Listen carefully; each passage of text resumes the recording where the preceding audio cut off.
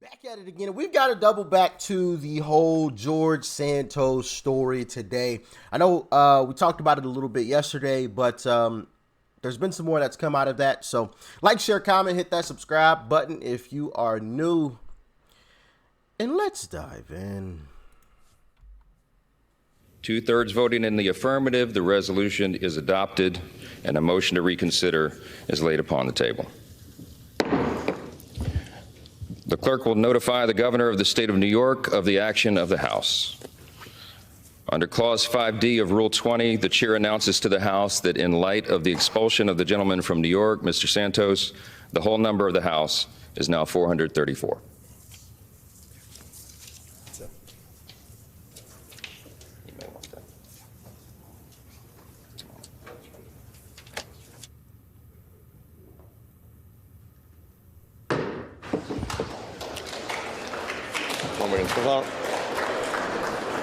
So it seems as though with those few words, Congressman George Santos has been expelled. He is no longer a member of Congress. Yeah, your ears did not deceive you. They voted to expel a man that wasn't even convicted. Wasn't convicted. There was speculation. You could even say that there was some evidence, okay? But he wasn't convicted. Here is Representative, I don't even know how to say her last name, Malio. I'm not going to butcher it. Just listen to what she has to say and let me know in the comment section if you agree with it. I will be voting to expel Mr. Santos. Look, we earlier this year referred it to the Ethics Committee. We've asked them to do their due diligence. They have. They issued 38 subpoenas. They talked to 40 different witnesses. They reviewed 170,000 pages of documents, and they were able to produce the evidence and determine that Mr. Santos did, in fact, use his campaign donations for personal benefit, for Botox, for a porn website, for purchase of luxury goods at Ferragamo and Hermes. And so we have to take action and remove him. Now, he will have his day in court as it relates to the criminal charges. Right. But in terms of being able to continue his service in Congress, we believe we have seen enough and that he does not merit to continue serving in this body, and his constituents do deserve better. So he doesn't deserve to serve, even though he hasn't been convicted of anything in the court. You heard her say it there. He'll have his day in court. This is all just off of the, investigation, basically, that they're kicking him out. Nothing, no convictions whatsoever. But Jamal Bowman can stay. Senator Menendez can stay. Chinese spy, that alleged whole situation. All of these other folks get to stay working for the American people. I put that in air quotes because we know the truth about that one. But all of a sudden, Santos, oh no, George Santos. Like, I don't understand this. You don't win by doing stuff like this. You just don't. And people can say, oh yeah, we need to take the more high ground, Rich. We need to take, whose votes are you winning by doing that? Whose minds are you changing? Are you converting any Democrats to come vote for Republicans because you kicked George Santos out? Absolutely not. Anybody with half of a brain cell knows that. You're not convincing any Democrat to vote for you because you kicked George Santos out. He wasn't even convicted of anything at the end of the day.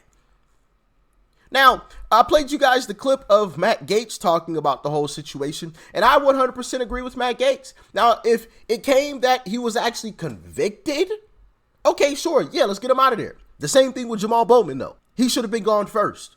So that's one reason why I got to bring back up this post. I got to show you guys this again because I 100% agree with it. I don't give a crap if George Santos lied his behind off to get into Congress. If that were the standard, there wouldn't be a effing Democrat in government. True. Why aren't all of these Democrats kicked out now? I'll tell you why in a second. I stand with Matt Gaetz. Any Republican who votes to expel George Santos but didn't vote to censure Adam Schiff gets voted the F out. I 100% agree. I 100% agree. And I have a list for you guys. I have a list of all of the 105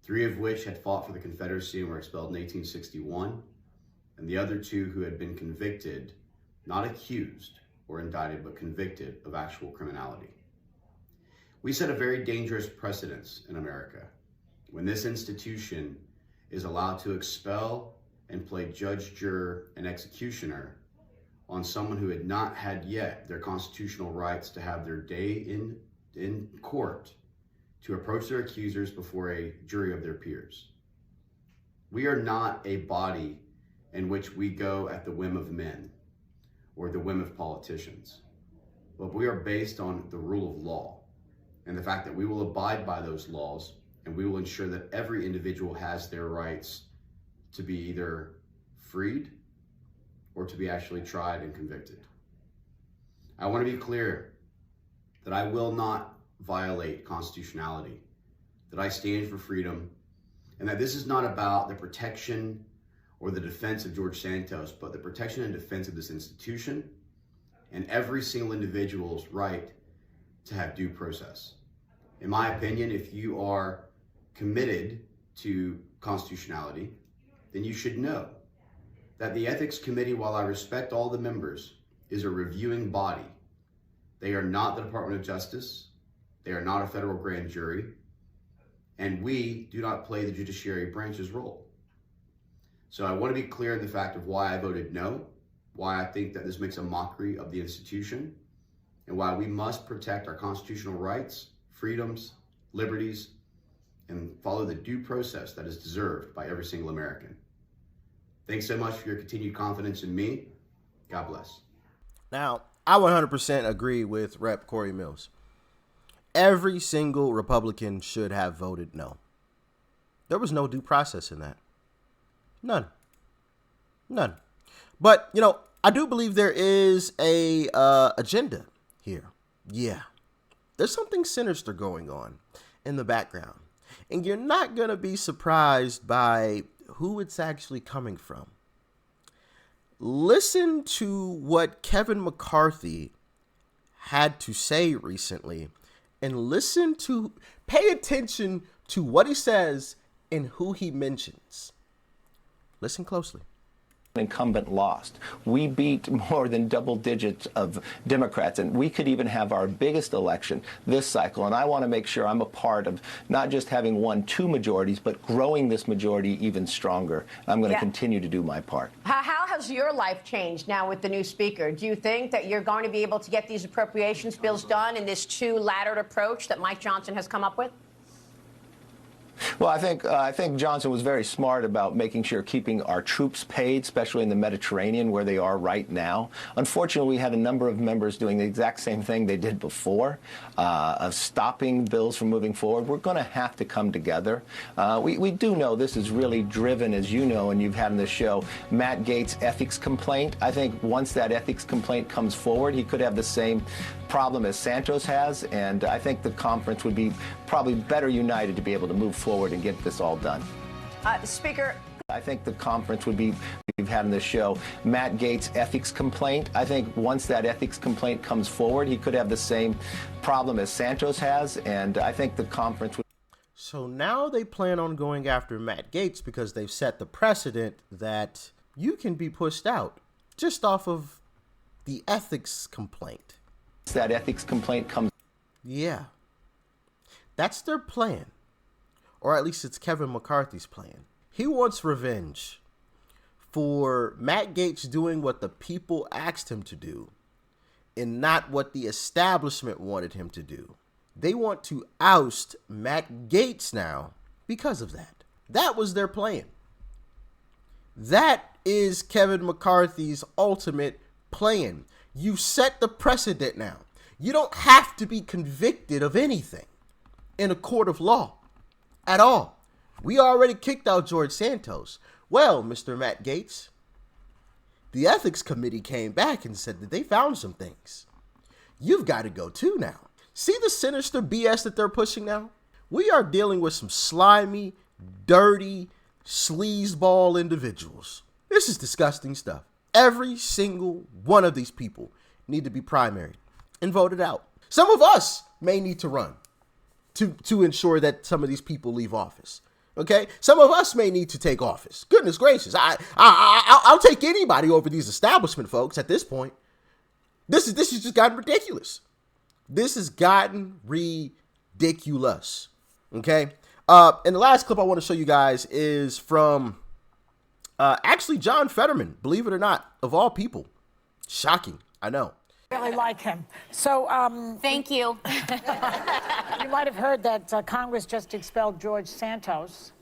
Yeah, Santos. Yeah, and you've also been calling to get rid of Menendez, I know. But first, before we talk about that, what's your reaction to the expulsion?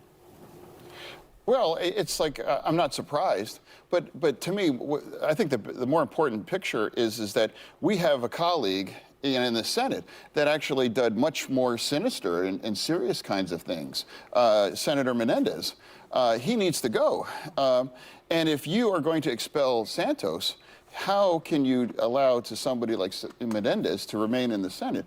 And, you know, Santos's kind of lies were almost, you know, funny. And like, you know, he, you know, landed on the moon and that kind of stuff. Whereas, you know, I think, you know, Menendez, I think, is really a senator for Egypt, you know, not New Jersey. So I really think he needs to go. And especially, it's kind of strange that if Santos is not allowed to remain in the House, you know, someone like that. Yeah. Are you, though, uncomfortable with the fact that there hasn't been an adjudication, that while he's been charged, there hasn't been a conviction? Menendez. With Menendez. There hasn't been a conviction with Santos either. You know, you see what she did there? Been a conviction. Menendez. With Menendez. I am. And it's like he has the right for his day in court and all that, but he doesn't have the right to have those kind of votes and things that that's not a right. And I think we need to make that kind of decision to send him out. Well, Senator, you're just such an interesting character. I really have appreciated. Goodness gracious, pause. So yeah, John Fetterman making the most sense out of all of the Democrats. Who would have predicted that one, right? Hey, listen. Shout out to John Fetterman. Shout out to John Fetterman. I never thought I'd say those words, right? Shout out to John Fetterman. I support you, John Fetterman. Hey, if you keep speaking the truth, then hey, I rock with you. I rock with you. Because at the end of the day, that's almost not even rare. That's like non-existent from Democrats. Them actually speaking the truth. So I think it's important that we do applaud it when it happens. That we do show love when it happens. So shout out to John Fetterman, man. Shout out to John Fetterman. Gotta give him kudos for that. Gotta give him a lot of credit for that. Now, I'm sure the Democrat establishment is not going to be happy about him going out there and saying that kind of stuff, but it's the truth. It is the truth. Coming from a Democrat Party that just takes zero accountability for anything. They always blame Trump or MAGA Republicans for anything and everything, or they point the finger at Republicans and they never take any accountability for themselves. And, you know, they always make excuses about this and that and everything else. And they always lie about everything, right? To hear a Democrat say that, I am shocked. I am shocked. And I'm sure a lot of you guys are too. But yeah, y'all let me know what you thought about this one in the comment section below. Even when you have John Fetterman saying it too, you know it must be true. Peace and love. I'm out.